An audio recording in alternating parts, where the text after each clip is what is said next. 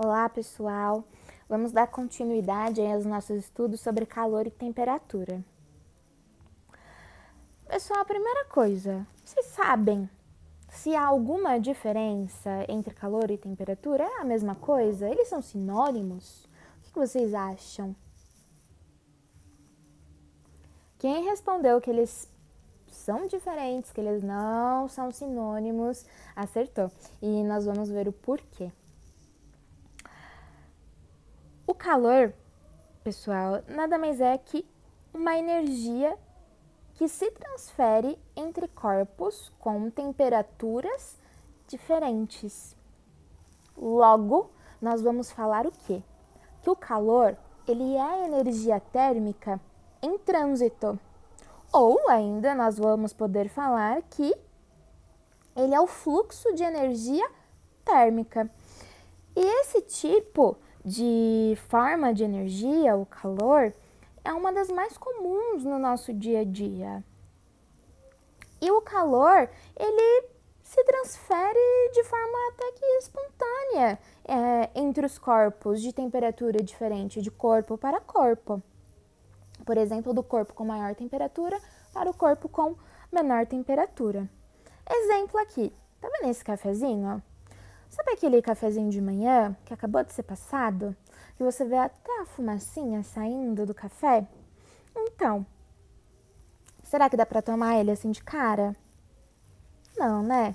A gente deixa ele esfriando um pouquinho, a gente vai lá comer biscoitinho enquanto isso, passa o pão na manteiga, faz aquele pão na chapa, enquanto o café tá ali perdendo um pouquinho de calor, né?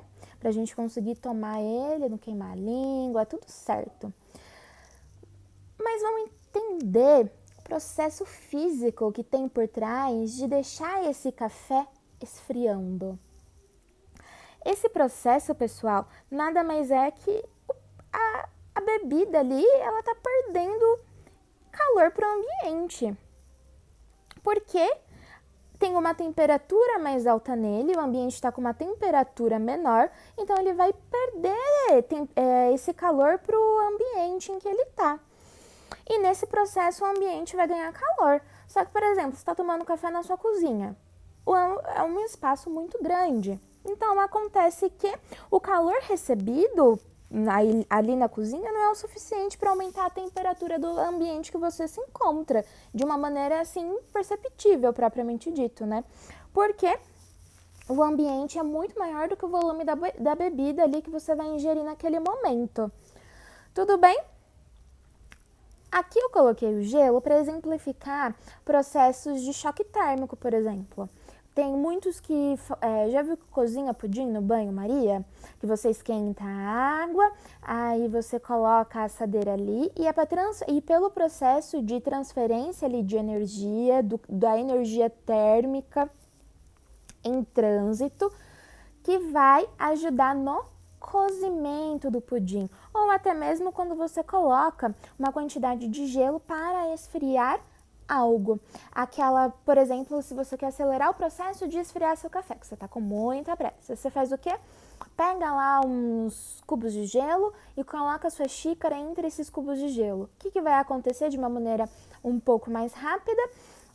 Seu café está quente, então ele vai perder calor para o ambiente, ele vai perder calor para onde tem o gelo, só que aí o gelo, como ele está com uma temperatura bem mais abaixo, vai fazer com que esse processo de transferência ali de energia entre os corpos, por conta das diferenças de temperatura, seja efetuado de uma maneira mais rápida.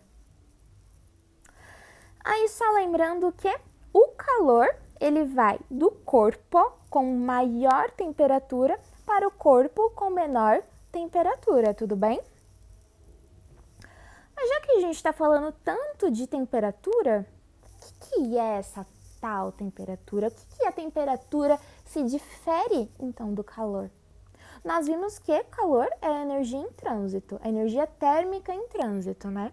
E a temperatura, ela está relacionada com a agitação de partículas de matéria. Aqui, olha só a diferença na figura.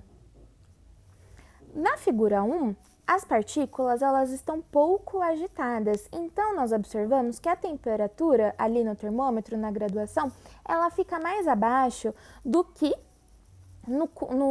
na segunda figura, onde as onde as esferas elas estão bem mais agitadas. Então, com isso, a temperatura ela fica aumentada. Essas esferas, pessoal, elas representam átomos de um certo líquido, tudo bem? E esse líquido está em agitação.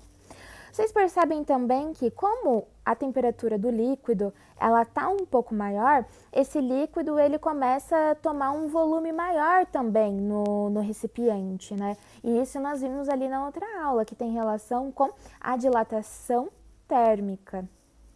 Pessoal, a temperatura ainda, ela está relacionada diretamente com a energia térmica.